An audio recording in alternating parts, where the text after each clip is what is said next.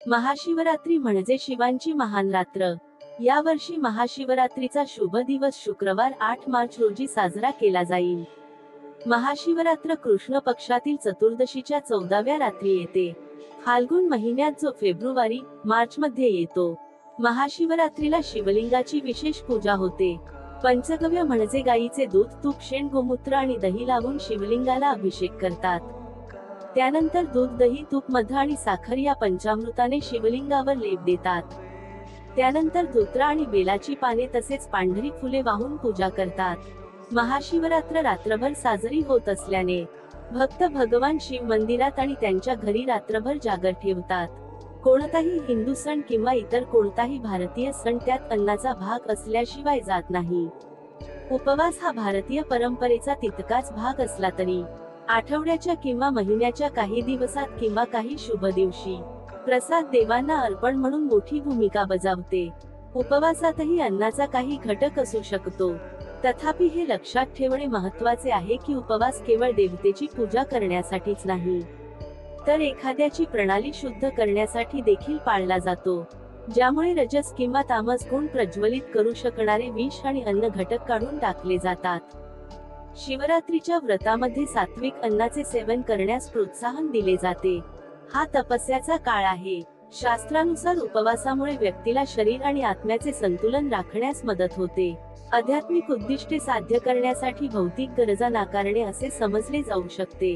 हे दैवीशी संबंध जोडण्यास मदत करते आणि व्यक्तीच्या कल्याणासाठी आहे, कारण ते शारीरिक आणि आध्यात्मिक मागण्यांचे पोषण करते. महाशिवरात्रीचा उपवास ही भक्तांनी पाळलेली एक प्रमुख परंपरा आहे, ज्याची सुरुवात ते पवित्र स्नान केल्यानंतर करतात. काही भक्त निर्जला व्रताचा पर्याय निवडतात तर काही फक्त पाणी वापरतात. त्यापैकी काही उपवासाच्या वेळी दूध आणि फळे निवडतात. सण, उत्सव आणि विधींमध्ये फळांचा महत्त्वाचा वाटा असतो. ते मुख्य अर्पण भाग आहेत. उपवासात तांदूळ, गहू, कडधान्ये किंवा तृणधान्ये खाऊ शकत नसली तरी बटाट्यासारख्या काही भाज्या खाऊ शकतात. तथापि व्रतासाठी कोणीही सेंधा नमक सोबत सेवन करू शकतो. नियमित मीठ टाळावे. कांदा, आले, लसूण आणि हळद घालता येत नाही. साबुदाणा, नाचणी आणि बकव्हीट यांना परवानगी आहे कारण ते अन्नधान्य नाहीत.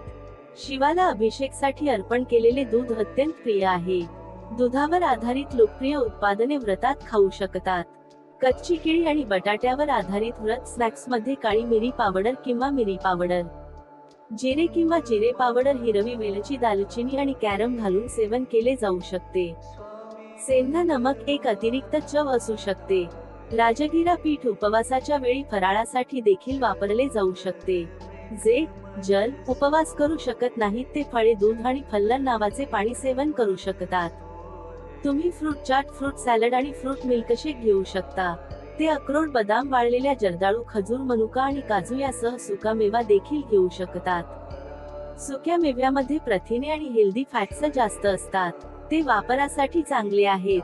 हे लक्षात ठेवले पाहिजे की शिवरात्रीचे व्रत शरीर आणि मनावर नियंत्रण ठेवण्यासाठी पाळले जात आहे आणि व्यक्तीने आत्मसंयम राखला पाहिजे. महाशिवरात्रीला व्रत पाळणे ही शुद्धीकरणाची आणि सर्वांगीण कल्याणाची प्रक्रिया आहे. एखाद्याच्या दैनंदिन जीवनात अध्यात्माचा मार्ग अविचलपणे चालणे कठीण आहे. सांसारिक तृप्ती आणि समाधानाला सामोरे जाण्यासाठी नियंत्रण आणि संयम राखणे, आध्यात्मिक प्राप्तीवर लक्ष केंद्रित करण्यासाठी तपस्याचा सराव करणे महत्त्वाचे आहे. उपवास हा सहनशक्तीच्या प्रशिक्षणाचा एक प्रकार आणि शिस्तीचा एक उपाय म्हणून देखील समजला जाऊ शकतो. अन्न तृप्ती देते पण उपवासामुळे इंद्रियांना चिंतन करता येते.